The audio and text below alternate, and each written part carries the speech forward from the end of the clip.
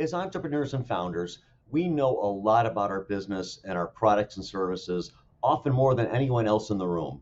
I mean, we started it, so we're the experts, right? The challenge as we grow is that we have to recognize when we have run out of room to be the expert in everything and to realize that what we know is no longer enough. The problem arises when we get so hung up on being right because we're so used to always being right that we stop listening to people because we just can't let go of the fact that I'm right, I know the most. When in reality, we get to a point where we're no longer the smartest person in the room on the topic.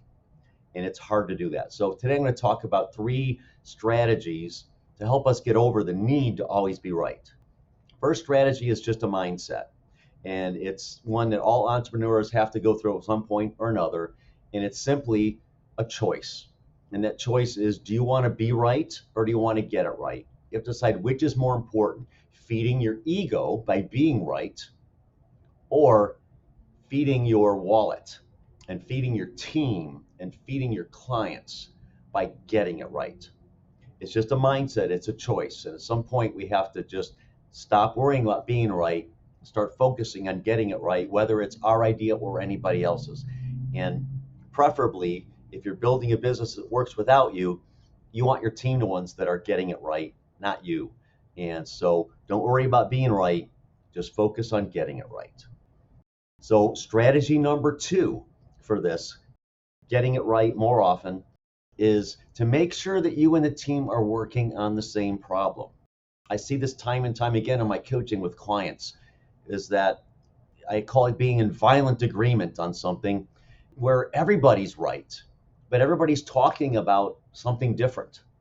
And so everybody gets into this argument, this circular argument that nobody could ever win. And the leader, the CEO, the manager steps in and says, stop, fine, I'm going to make a decision, and this is it. And people are just wondering, what the heck just happened? Why did this happen? And often I find it's because everybody's trying to solve a different problem. So when you're trying to get it right, make sure that the definition of what you're trying to accomplish is shared with everybody and that everybody's working on the same problem. The last thing I want to do is another mindset thing. Sometimes it gets to the point where you just have to let the team be right. And again, setting your ego aside, it's kind of the be right versus get it right, but let the team be right. Sometimes there are 3 or 4 different correct versions or acceptable answers to a problem when you're doing something new. Let the team have some wins. Let the team be right.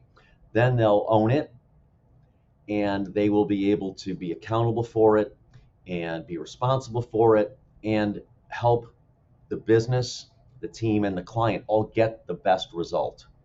So sometimes you just have to let it go and let the team be right and realize it's not about you anymore. When you were a startup and it was just you, it was all about you.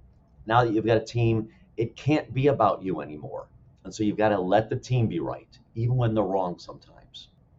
So if you're tired of being right all the time and you want to learn how to really harness the power of your team so that your team can be the ones that they're right and they're getting it right for the business, for themselves, for your clients, then go ahead and click on the link and go ahead and schedule a 20-minute chat with me where we'll talk about your challenges of how do you allow your team, help your team, enable your team to be right and get it right more often so that you can let go of that and you can work on the strategic things in the business and take your business and your own life to the next level.